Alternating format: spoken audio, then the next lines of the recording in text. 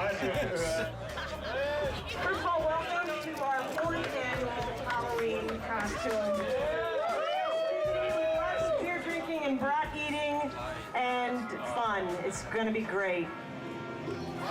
I'm very happy with the way God of War II came out. Provided we hit our mark, I was pretty confident that our sales would be better than God of War I, but I was rather skeptical that our reviews would be. God of War II, I think at the end of the day, probably equaled, if not slightly exceeded the first, which I was not expecting, and it was quite satisfying. I can't believe I'm fucking doing this. I deserve this one then. This is the final chapter. So I think big goals for me are to finish this off in such a grand, epic fashion, something that is truly befitting of what we've done, what we've set up in 1 and 2. All right, this is her revenge story. God of War II ended up being everything we ever hoped it would be, and probably a bit more. It got reviewed very well. I honestly feel like it was probably about as good a game as is likely to be made on the PS2, and I'm very proud that we managed to do that. We're all one big family here at SCEA.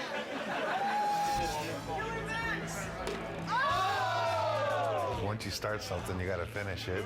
So that's the way I look at things. God of War III is gonna be the conclusion to the story. My hope is to make the best effects I can on the last one. When I think of God of War, I think of the best action platformer out there right now. I think other games and other companies look at us and go, how are they doing it? How can we make it like them? And that's rad, because I've totally been at the company where we looked at that game and went, man, how do we do that, you know? My main hope is that it escapes the destiny of sequels as well as God of War II has escaped the destiny of sequels. I'm gonna be satisfied if we tie it all up and we can kind of close the book. We're past the stage of figuring out what we want to do. We're now in the early phases of sorting out the how we're going to do it.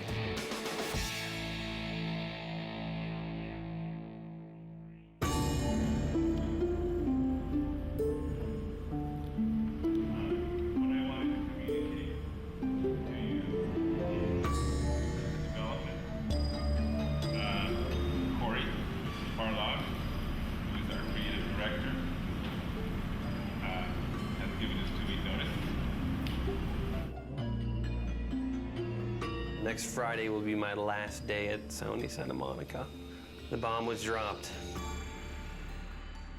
It was somber and everyone was quiet and no one said anything, and perhaps there was a tad bit of shock. It's killed me because I really didn't want to say something, but it's just nothing you can say is going to come across as anything but you're an asshole. When I heard that Corey was going to leave was kind of annoyance more than anything. It's, you know, it takes a long time to make a successful team as much as a successful product. It's always a pain when a key person in that team decides to move on. First emotion we felt was just shock. Didn't see it coming, didn't expect it. It's like dropping a bomb. Well, it was disbelief, obviously. I thought he would be the last one to leave. Incredibly bummed out, like very, very disappointed. You know, you're never really prepared for something like that, you know. They don't warn you very well either. They just kind of spring it on you. It was kind of a bit of a shock. I never expected that Corey would leave the project, so. But once the initial shock died down, I couldn't help but being a little bit happy for him, so because he was getting to try new things. It kind of puts us in a little bit of turmoil for now, but I think we'll work it out. I'm glad he has the balls to stick to whatever it is that he wants, but I'm also a little pissed that he's leaving us in the lurch, just kind of like holding the bag. I mean, I know I want to be here. If he needs to be someplace else, that's what he's got to do. And I think it's better that it happened at this stage in the project than a year from now, obviously. It obviously is a very difficult choice and a difficult time and not a very happy choice to be making. But, you know, on the horizon, the doors are opening. Of course, it's hard to imagine someone stepping into Corey's shoes. He's amazing. Many people wondered whether we could do God of War II without David Jaffe, who did God of War I, and I think we succeeded at that. I think we can succeed at creating a third version without Cory Barlog. I think it's kind of neat, actually. A different director for each chapter.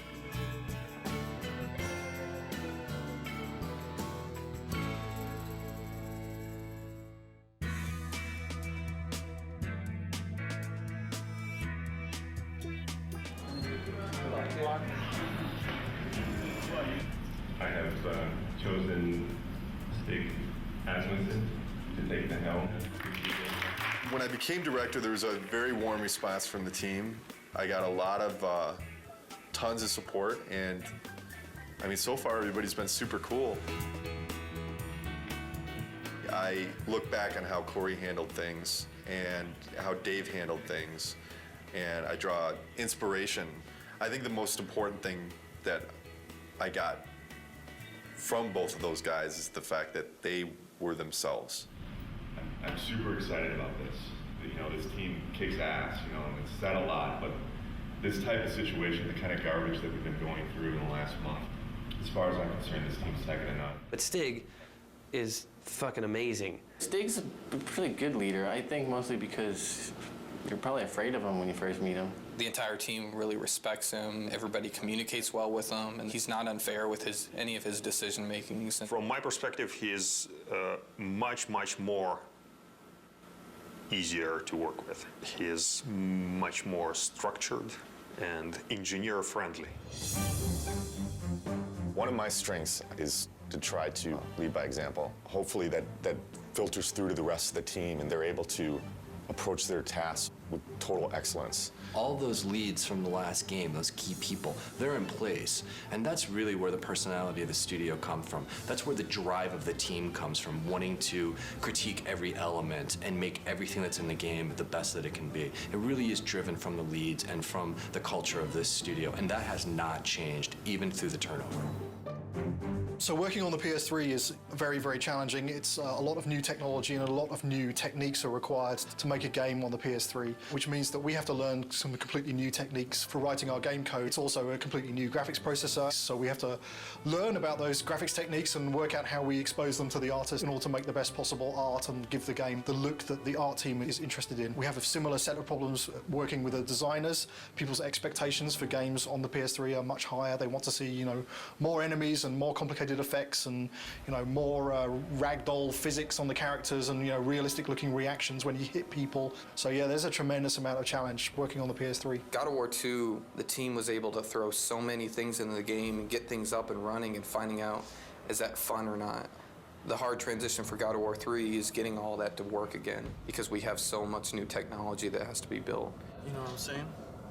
Everybody has to relearn their own personal expectations and their limitations and how they're projecting their schedules and their tasks and things like that. Everybody is counted on everybody else to kind of make accurate predictions on what they can do. It's tough right now because everything's new. It's just so much more involved. That's very worrisome. When are we going to get to the point where we can say something's going to take 4 weeks to do and it's really going to take 4 weeks to do? It's understandable that nobody understands that right now. PlayStation 3, we're able to push a lot more polygons, a lot more texture resolution and detail, so things are hyper realistic. I mean, they're so realistic now that we can actually see pores on skin and hair and eyebrows and nose hairs. You can see everything. We have a lot of work ahead of us. Every character now is like taking 6 weeks, 8 weeks. At least 6 weeks. Yeah, to make one. It's not like before, it's like 5 days we can make one. For me, it's not knowing kind of where the limits are. You can make stuff look so super realistic now, and that takes a lot of time. Whereas before, we really had defined limits. Yeah, it's exponentially more complex. And the other big thing is this is going to be our first PlayStation 3 game, and we're expected to be able to beat games that some studios have released 2, 3, even 4. Gamers are expecting us to have better technology, better art, better visuals, better gameplay. Across the board, they expect it to be better. And that's pretty intimidating in itself. We're going crazy with the detail. When it's done, I think it's going to look incredible. You're going to see Kratos do a lot more subtle movement, more facial animation, things that the human eye just, usually takes for granted, but now we can include all those things. The things that we can actually accomplish are starting to now really become things that are only limited by our imagination. With the new hardware and the new system, we're able to kind of start pushing the player experience and creating like a much more kind of cohesive world. And like, the Titan before used to be in a cinematic and now you're actually like running on the damn thing. So it's like, whoa, we're getting there. Titans, we've never done anything like that. They're pretty crazy. It's insane. The fact that you're going to be able to run around this like moving character, and it's basically a moving level. It's pretty insane. From a programming perspective, they're a big challenge. We designed all of our animation systems and everything to deal with a roughly 2 meter high character Exactly. where, if his little finger twitches slightly, there's not too much of a big deal. Exactly. But when your character's like, 2 kilometers high, then a little twitch in the finger suddenly becomes like a really big deal. The very first moment those were mentioned, I was like, oh, Jesus, this is going to be a big problem. Yes. But hey, I mean, it wouldn't be God of War if we didn't try something we didn't think we could do when we started. Because I'm very proud of this game and you guys, I've invited a storyteller friend of mine to come in our walkabout. So Stan Lee is going to join us today and check out your work. This is such a cool time to be just walking around the studio and looking at things as they're coming online. Every month, we do a walkabout, and it's largely for the team to kind of, review each other's work and, and really compliment each other. It's a big studio now, there's like 80 people here, and really it's impossible to keep on top of everything that any given part of the group has been working on. It's an opportunity for everyone to see what cool stuff has been going on in the studio. It's a good way of making everyone realize that they're part of a big machine at this point. Plus, everything looks better after you had a couple beers. So it helps to make your stuff look better. Everyone's out to get Kratos. These are all, it's Olympus, the gods, and they're all bad. All the gods are bad, except this guy who's tormented. Yes. He's great. His line is, in the end, there will only be chaos. And then the next game you do is called Chaos. That's a great sequel. There you go. Zeus's brother Poseidon. Terrific, terrific drawings. Hera. Yeah. I love to write dialogue. Maybe we could try something new. A video game with lots of dialogue. I'm sure it would sell like a bomb. And I love the way this hand is there. Oh, gosh. Oh, yeah, and then when he moves the hand, we'll like make that to kind of get destroyed a little bit and get all kinds of dust flying off of it. This is one of the best things I've ever seen. Cool. That is beautiful.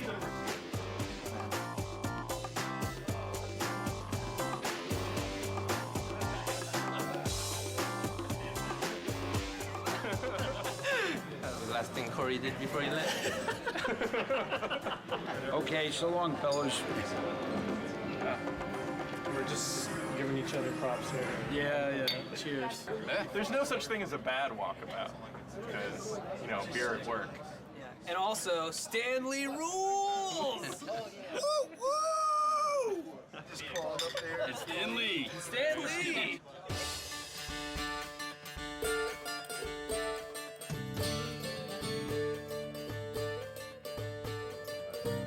I'm fine with it as long as we make it seem like it's in-game as much as possible. I'm still learning every single day, and I imagine that process won't ever end. And there's so many things that you can learn from every individual on this team. Stig is kind of man of the team, very easygoing, very casual, but he's also extremely intelligent, very thoughtful. I think the thing that's been successful for him is that people just want to help him out. They just want to make a good game. Stig just keeps pushing along. He's got 2 brand new twins at home, and yeah, it just keeps on He's got this other baby, this big baby on his back right now, so he's doing great. Since last Halloween, we made a lot of progress. We've got the story of the game done. We've got the whole design direction completed. 3 months from now, we're going to be doing our press event. Everyone gets to go home early!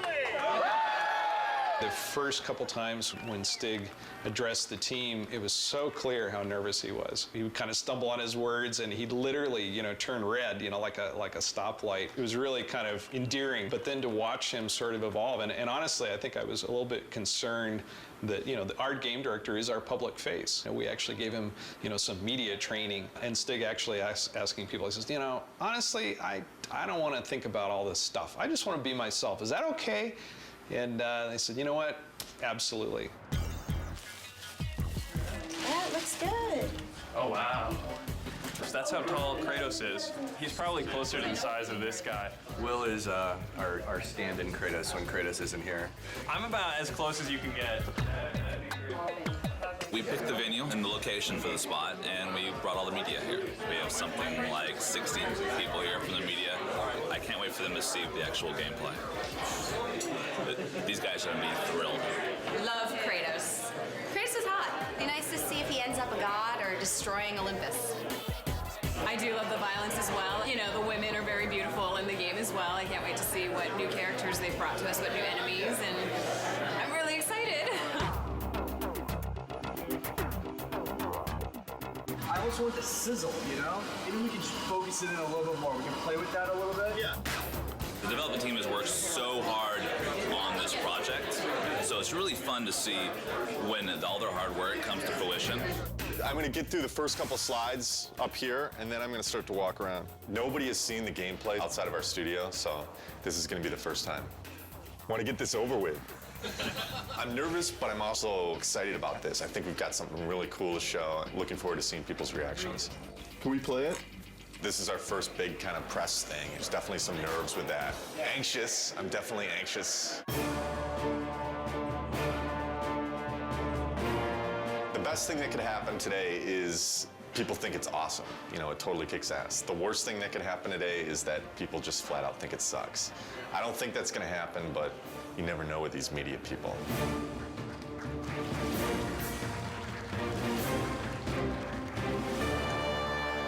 What is the vision for God of War III? We want to define this generation with this game.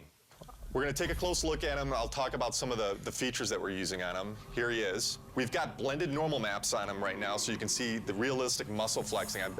I would imagine that we've got one of the most advanced systems for that in the industry right now. The battle's in full swing. The god Helios is in battle with a massive Titan. And Kratos is going to launch into battle and start doing some damage on the grunts here. Now, Todd can easily just grab one of the grunts by pressing circle, and if he continues pressing circle, he can beat the crap out of him. But if he presses triangle, then he can rip them apart. If he presses X, then he can throw them.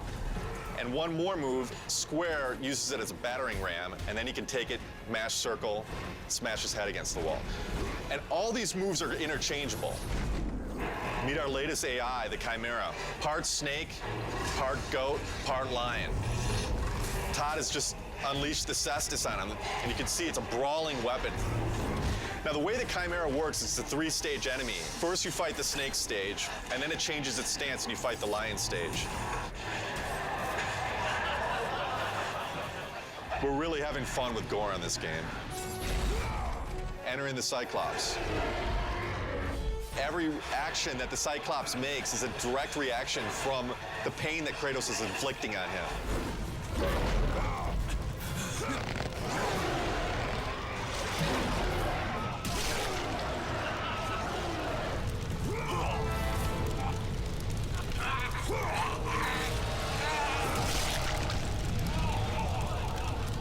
Well, that's our newest upgrade, the Helios head. It can be used to reveal secrets.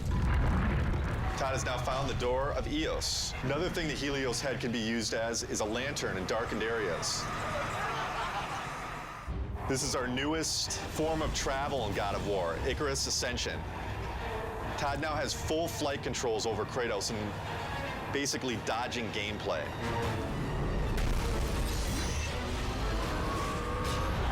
That's it. Oh my God, fantastic. It was great. It was phenomenal. I mean, like, I thought that I had a concept of what it would be like, but this pretty much blew everything completely out of the water. We're putting a lot into this game. I said I think this game needs to be a defining game for this generation, and I truly believe it will be. I can't comment on what the future holds for the series because, you know, I'm focused on God of War III right now, but this is God of War is, this is it. This is the end of the story. We got a lot of work to do, so there's no time for relaxing, that's for sure. E3 is obviously a big thing. We got to get this playable to the public, what we just showed on the demo here. We're in pretty good shape for that, but we got to get the game done. We still got a lot of work left to do.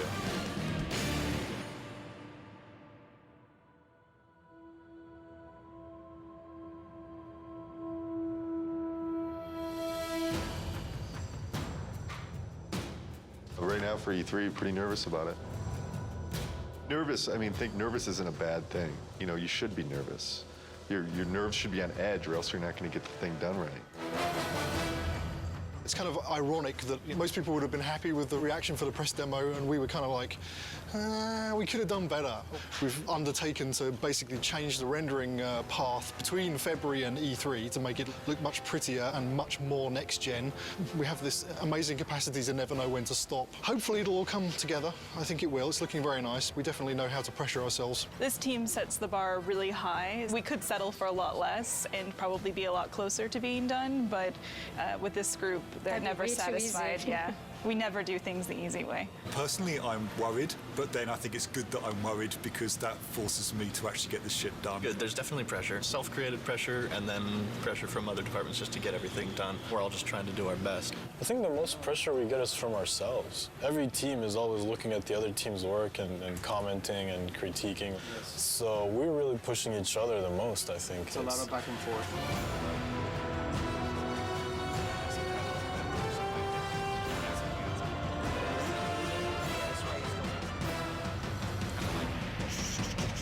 The following week, it's absolutely nothing moves because we're going to need to take every freaking second to make sure it's stable and we are at frame rate. So, stay with that. You want to just... The dead soldiers on the ground aren't in the poses? Nope, and they don't have blood streaks and stuff in here. Tyler's doing blood streaks. Alright, so we need a book over here then. The inactive mode would look like kind of like it does right now with the book shut. The active mode, the book would open up and it would have like a glow around it. We have to open and close the book. Yeah, there's a book for it. We should have known that when we built it, because we didn't build it to open and close. Wait, you need the book to open and close? Yeah. There's no limit to good ideas, but there is a limit to how many of those good ideas that you can actually implement. And even if you make decisions and you make progress on things, it doesn't mean that you can get all those things done. We need to be able to tell people this thing is active now. Can we remove it for E3? Are you serious? No, I'm not. I mean, there's a lot of other shit here to get done besides getting a book to have in and active states. Let's say we don't do the open and close for E3. It would just have a glow effect and a light that comes with it, and that's it. Do we just put a sparkle on it then? Absolutely have any compromise for the schedule right now. I have to trust production, and I have to trust the fact that they're telling me that we can't get things done. So I feel like there's little things that have been compromised. I don't know that the player's going to necessarily miss them, but I sure am. It's part of making games. You don't always get what you want. This seems like harder than the last time I played it. We have to keep in mind that somebody from the street is going to be playing those harpies. And I don't know, the way it looks right now, on 3 tries, people will throw down the controller. The stuff we just went through, pretty rough. It's a little frustrating from the respect that it's been kind of at this state for a long time now. Kind of wondering when it's going to get fixed. The struggle or the challenge. If it gets fixed this week, we're screwed. This is sprint week, meaning we're making a big push this week to get a lot of work done and make some headway going into E3. As far as crunch goes, we're not going to call it crunch anymore. We're going to call it a sprint, and then everything will be fine. So as long as we do that. Change the name, it'll all be fine. Tonight's the first night of crunch. Yeah. Yeah, so... We don't like the euphemism sprint. Fuck. I hate crunch. It sucks.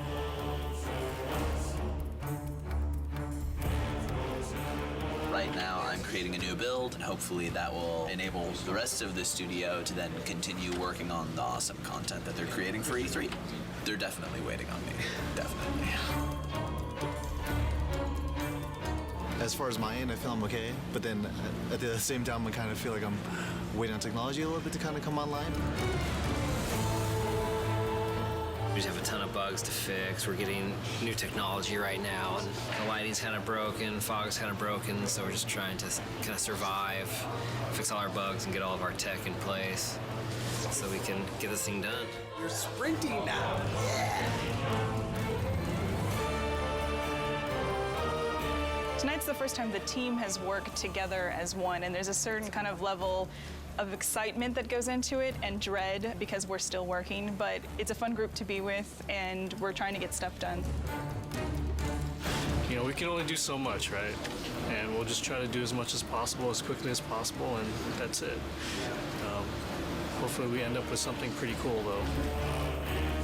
This is the biggest E3 we'll ever have. Everybody wants to still see if Santa Monica still has it.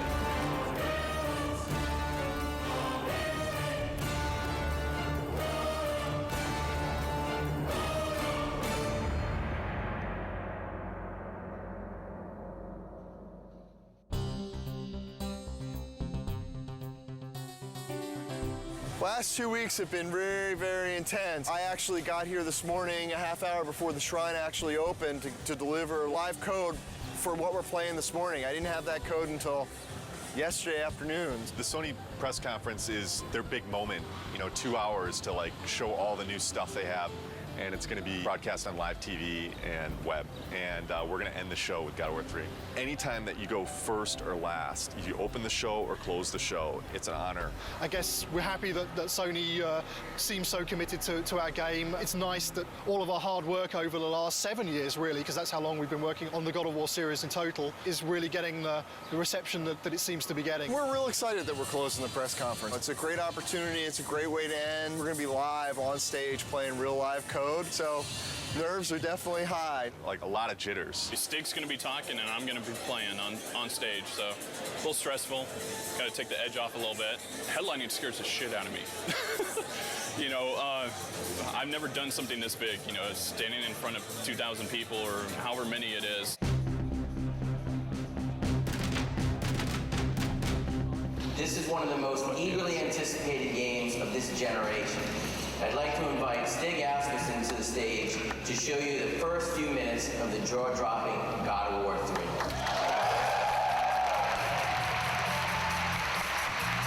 We at Sony Santa Monica Studios are excited to be able to present this live demo of God of War 3.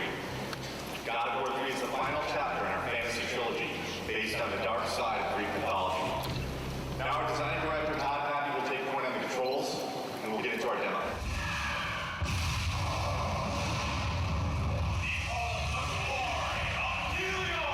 I'm really anxious. I'm really excited.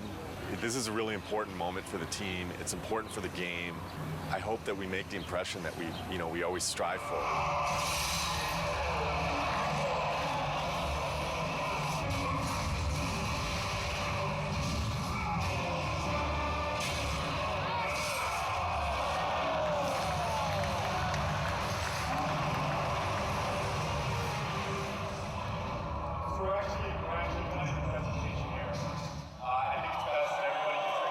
The demo's got a lot to show for, and we have an extra 20 minutes of gameplay so you can see how it ends. God of War 3 is due for release March 2010. Thank you. One line. Amazing, fucking awesome. People really seem to dig it. This went well. I don't see how it could have gone any better. Well, I'm kind of glad that E3 is back. It's pretty exciting. It's been a couple of years since there was a really decent-sized E3. It's always exciting to have your game here. This is what we work for. E3 is like Christmas. We've got 12 kiosks set up with God of War. We had a great time last night setting it up. It was actually, we got there, the Sony booth was relatively quiet. All the games were up and running, but there weren't a lot of people playing anything. We started loading in the God of War, and people started lining up behind me to play it. I had somebody tell me today, one of the producers of another product told me when we got in there and loaded our code, all work stopped at the Sony booth so they could come play our product. Hugely flattering, big kudos to the team. Got chills just having that whole experience. It was awesome. It was excellent. It was, disgusting and exciting all at the same time. I waited an hour to play in that game. When you finally get to decapitate Halo's head, that was like amazing. Didn't expect to see that. It's pretty brutal. I mean, way more brutal than like the first two. Every new game, they bump it up a little bit, so it's definitely good stuff. I waited in line 2 hours to play. What can I say? It's God of War with unforgiving amounts of violence, great gameplay, kind of thing that, you just spend all day playing, not call your girlfriend, whatever, who cares, right? Super pumped to see it. Makes me so jazzed. So this is Christmas. This is Christmas. But it lasts 3 days. We can't believe it's back, It's like awesome. Really good. I'm so fucking happy that E3's back. I mean, it means so much for the industry.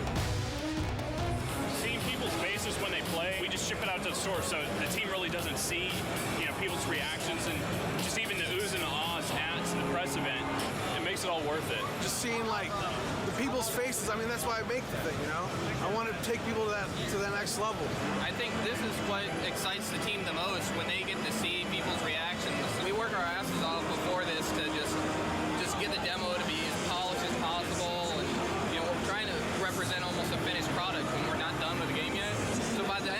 so drained, put so much energy into it, that all this energy coming from the outside just builds us back up and gives us that ability to finish the game.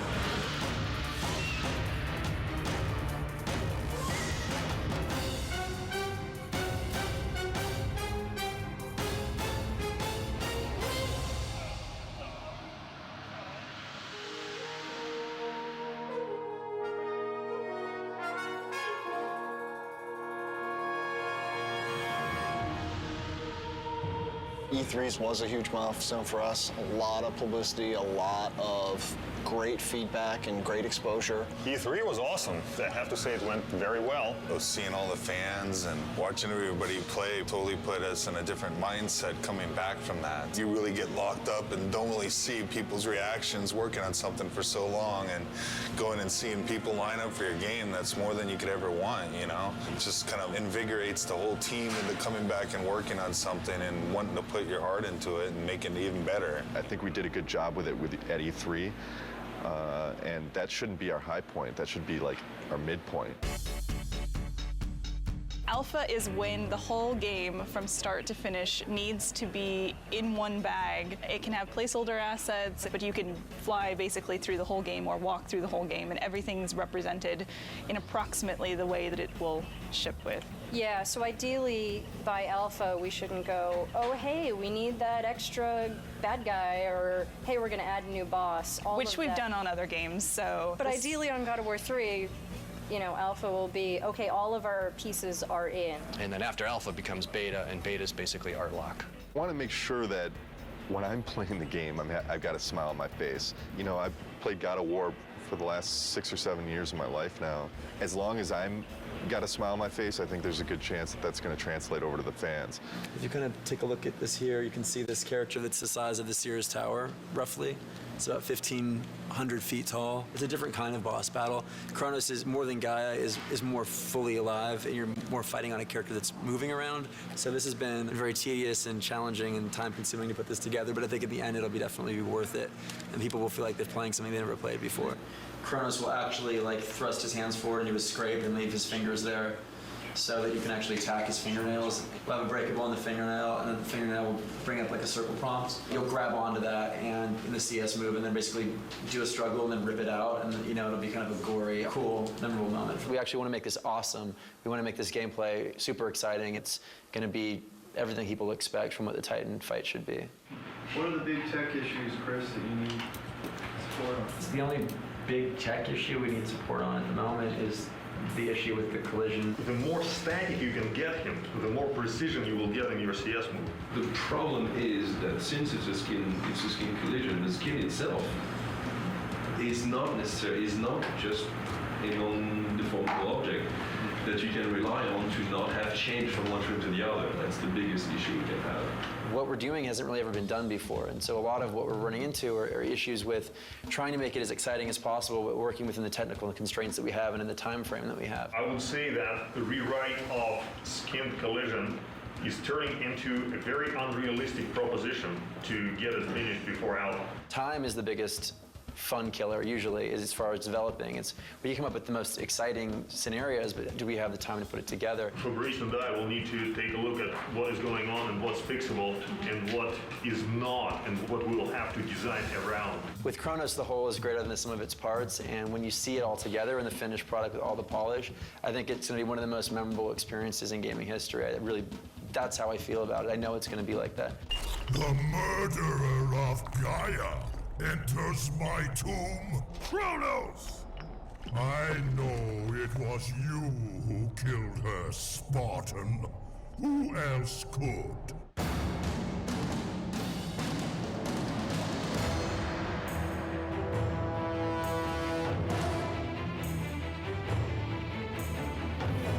About a month back, maybe 6 weeks back after Alpha, we were looking at the end of the game and we felt like there was a lot of fighting and it didn't really tie into the story. We had a couple brainstorming meetings and we came up with this idea that it would be really cool to go inside Kratos' head. Because that's where the struggle is really taking place. The story's really never done until the game ships. And we're always tweaking it and modifying it. But I really like working on the story. Kratos is going to have this emotional struggle inside of his head. And really the object of this game is he has to realize that he has hope inside of him, the power of hope. And that's what he originally got when he opened up Pandora's box. He didn't get the evil things, he got the good things. And I think it's going to be a really, really fitting end to the trilogy. Keep in mind, we're very close to beta here, and this is the big stretch. And we really, really, really got to be zipping things up. Let's do it. That's all I got. That's all I got.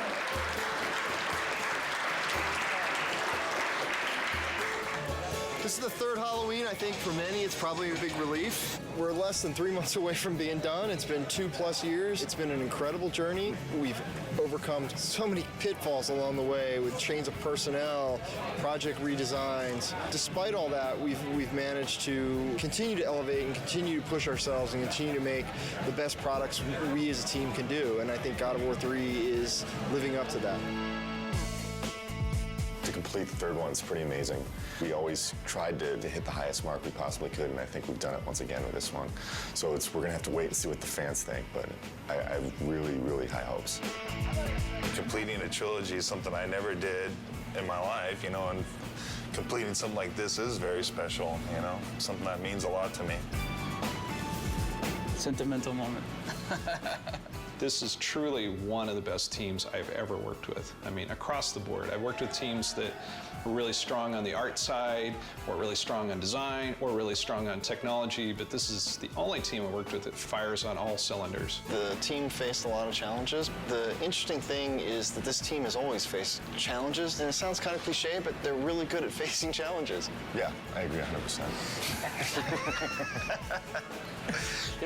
We've discussed a lot. Obviously, we've gone through a lot of different changes, and the team always, you can't put it any better, but they always rise to the challenge. We really sat down and focused what we wanted to, make good, and whatever wasn't working, we just kind of threw out the door and said, this is what we want, and that's what everybody focused on and made good. Fans are going to be blown away. We're still getting surprised as far as how good things look. The game's awesome. It's going to be good. I've been working with Kratos almost 7 years. I've learned a lot. He's taught me a lot. We've had some good times, but it's time for him to go to bed for a little while.